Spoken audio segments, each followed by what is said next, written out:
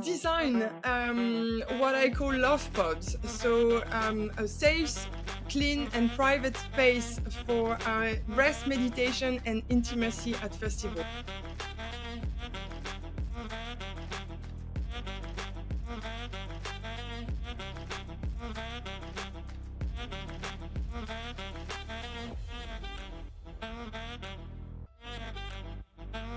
With sex, we're all a market. People feel super comfortable straight away to tell you very, very private info. I could see straight away the people's reaction, and it was completely different. Really like bringing a beautiful hotel to a festival. Zero women ever had an orgasm bent over a dirty toilet, and we need to change that. I often say that art school should be next to business schools because right. The business model is that it's time limited. How do you kick people out? So, you're an entrepreneur, an artist, a businesswoman, an advocate of sex positivity. Your startup brings together all of these things to deliver a breakthrough experience in the sex tech field. Tell us about what you're working on. So we design what I call love pods. So a safe, clean and private space for rest, meditation and intimacy at festival. And as you said, because my background is art and because this is what I loved, so I design them in a way that they are also a real art experience.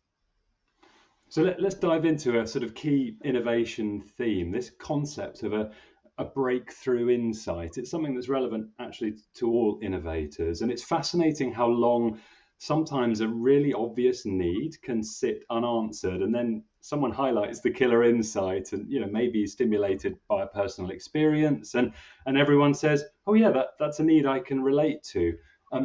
Maybe even as an initial kind of data point of one, your insight, did the quality of this insight feel different from maybe other ventures you've had in the past? Yeah, it felt different, very different from the very beginning. Like I tested a lot of ideas throughout the years, and because I feel like I've been an entrepreneur my whole life. I've always been really passionate about that. And even if it was when I didn't know what I was doing and I didn't know that I was starting businesses, I was still testing things. And this one felt very different because people have been pushing the project, even when sometimes I was doubts, but no, I was invited everywhere. I was invited to talk about it, to B2B events, and even the community on the social media were pushing the project. And so it really thanks to them. And yeah, it felt different for sure. And I mean, you talk about community. I mean, lesson 101 in lean startup or design thinking is talk to your stakeholders. Many companies, especially big corporates, really struggle to get close to their end consumer. There are just so many degrees of separation. And I think you talk in one of your pitch videos about finding out that 39% of people are having sex at festivals. That's a potentially big market. So let's assume that the number could increase if there was a viable solution. One of the things that stands out for me is just how connected you are to your potential market. Could you tell us a bit more about the research that you did and how you validated this insight and built confidence in that opportunity for scalability? So the great thing I would say is that with sex, we're all a market. And so that's a great start. That's a great start for a product because I was at TechCrunch a week ago and, I could see a lot of different products and I was like, what's the difference with my business? Oh yeah, I know, is that we're all using it. Potentially, we could all. So that was a great start. And then as you said, you're right. I was in this community of sex positivity in London. I think I've been sex positive my whole life. But I realized that it was a new community in London that I joined a few years back now, and I really enjoyed that. And so I talked to a lot of these people, and I talked to a lot of people in general. I always ask them at any event that I would go, depending without regard to how old they are, but I always ask them, like, how much would you pay? Would you use them? Would you take someone that you know? Would you take a partner? Would you take someone you just met? Like, etc., etc. Because I really like these questions. I really like working in this field because people feel super comfortable straight away to tell you very, very private infos. And it's so, I also think that it's because I have this power to make people feel super comfortable very, very quickly, that they feel comfortable telling me, and it's great, and it's super important for me because I do design them for them. I specifically design them for women, to make sure that they're comfortable, and yeah, it's important to understand what they want. And staying with this theme of transferable learnings that maybe any innovator can use, anyone watching this, I'm reflecting that festival goers are your sort of, I guess, end consumer. It's just one stakeholder in a quite an elaborate ecosystem to get a business off the ground. Could you tell us briefly about your sort of business analysis, your SWOT, the competitive set, building the value proposition? These aren't just glamping pods. What stood out for you was something quite different. Can you describe that sort of business opportunity that's differentiated? Yeah, for me, it was really like bringing a beautiful hotel, to a festival, and with a team that was trained to the questions of security, obviously, of cleaning, but also to the questions of gender, consent, which is extremely important for us. So I go to a lot of parties, and we always have a great team. We always have great teams taking care of that. So then you feel safe. And I think that was really the difference between having nothing like we have today at festivals and what we're designing. So a beautiful fenced village with spots that are real art experience, but it's also the team. So we have a desk for prevention and education, with partnership with companies for condoms, lubes, and all of that, but also a team that could teach you and help you to make sure that you understand consent, and to make sure that, if you have a question, then we're here to answer, and to make sure that you feel safe, because that's really what we want. Safety is really important. Safety is really important for us. We ask you to have downloaded the app previously on your phone for security reasons, so we know who you are. And so you walk in, and there is a lounge, and so you can have a drink in the lounge, and enjoy the time, and watch the concert from it. And if you want to use the pod, then it's also again a separated part of the village that you can only access with a booking. You can ask us on site if we have a room, and you can definitely book a slot directly, or you can book it ahead of the festival when you book your tickets. If you want a special moment with your partner and plan ahead, then you can do it. If you want to be super spontaneous, meet someone and just go, then you can also do it. And that's the experience that we want. A beautiful space, secured and fenced, so that you feel again that you're in the community, and you can enjoy while right in the middle of the festival. I think one of the other things I'm really impressed by is the speed that you are moving. Pilot mode, minimum viable, lean startup, test and learn. There's lots of different ways of describing the stage and the speed and the approach. Did the fact that you had founded ventures in the past, which maybe weren't successful, failed, although nowadays in innovation parlance we talk about learning rather than failure, did did the past sort of failures influence now the way in which you are moving and the speed that you're moving? Yes, I think it does. I'd say that on bad days, it takes me like 2 hours to test a new business idea. Because building a website, like honestly, I do it in less than 2 hours. Like talking about it, I set up the Instagram account. It was within a week, everything was already done. And luckily enough, it was my birthday at the end of August last year, and so when I spent the evening talking to my friends about that, and so I tested the market straight away. I was so excited, and you're right, I was very excited, and I've been excited for a year, more than a year with this idea. But it's true that it felt like everything was me, and everything was working, and everything was needed for people. So yeah, it went very fast because I also know, for two reasons. First, because people were very excited, and also, yes, you're right, because I've tested businesses in the past, and I knew, that's why I could tell that this one was different, because I could see straight away the people's reaction, and it was completely different. And yes, you're right, because I've failed in the past. I wanted this one. So I worked twice as hard as I usually do because I could tell that something was there. And so I didn't want to miss the opportunity or miss the momentum. And yes, so I went very fast. And you're just back from a pilot, one of the most prestigious festivals in the world, held in Nevada, the first festival with the pods. Tell us about this as a test bed, literally.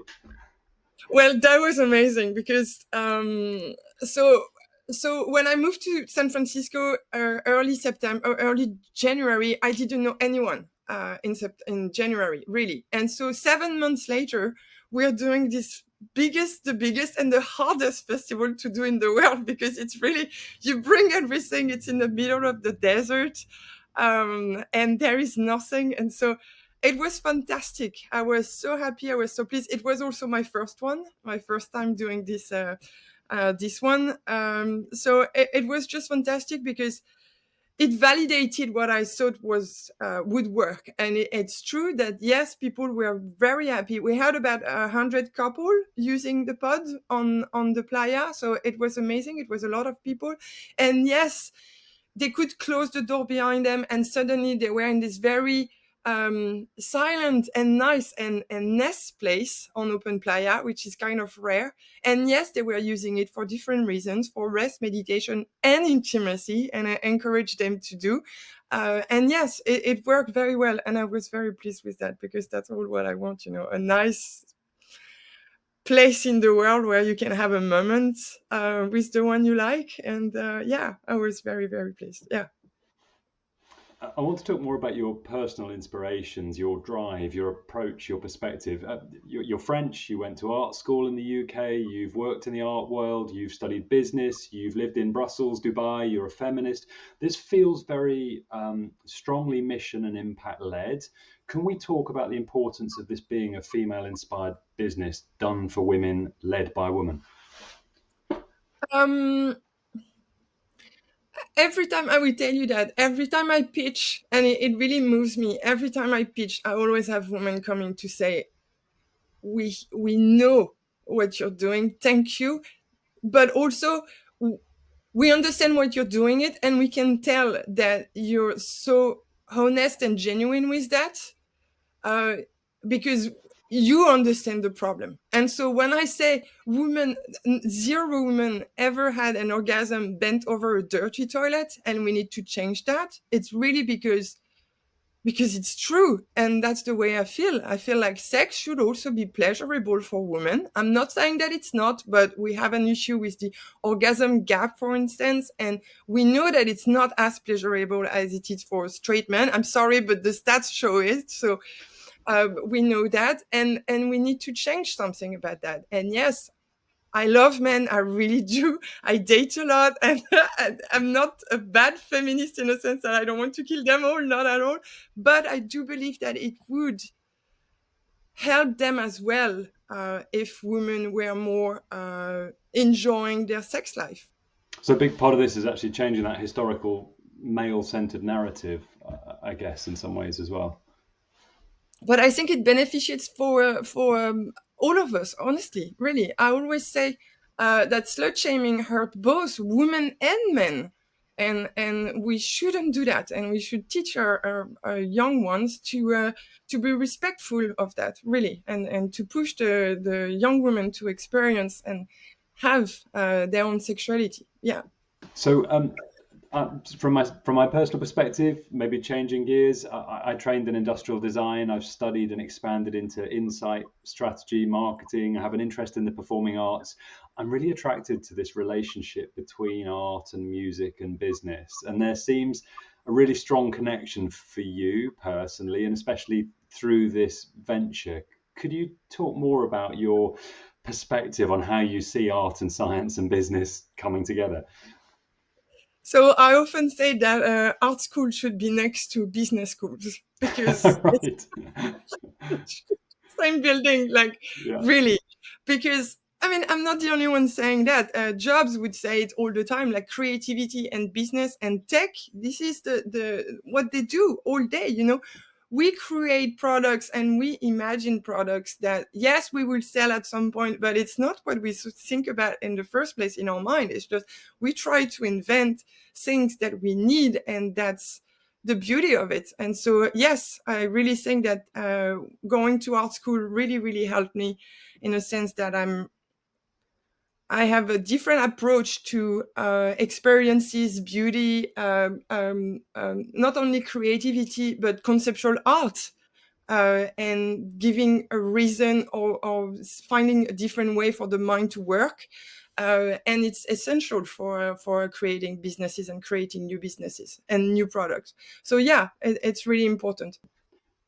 These love pods, I mean, they're in their own zone. They're near the stage. There's a lovely range of services. They are beautiful, unique pieces of art where you can go and spend some time. I'm intrigued. I mean, whether someone just wants time out from the festival busyness or some more intimate time, the business model is that it's time limited. How do you kick people out?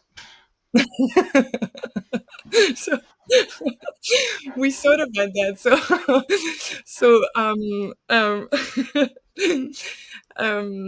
So we have a timer. I mean, it's interesting that you're saying that, because we actually wanted to have engineers or creative again, trying to think of a nice way to do it. We thought that maybe it could be the light changing little by little in the pod. So it could be, again, a very beautiful and not invasive experience. We also thought that we could have a voice saying it's nearly time or something like that. So something maybe with a French accent. We don't know. Apparently, it could work, but yeah. So something like that. It's not, no one comes and knock at the door and be like, it's time.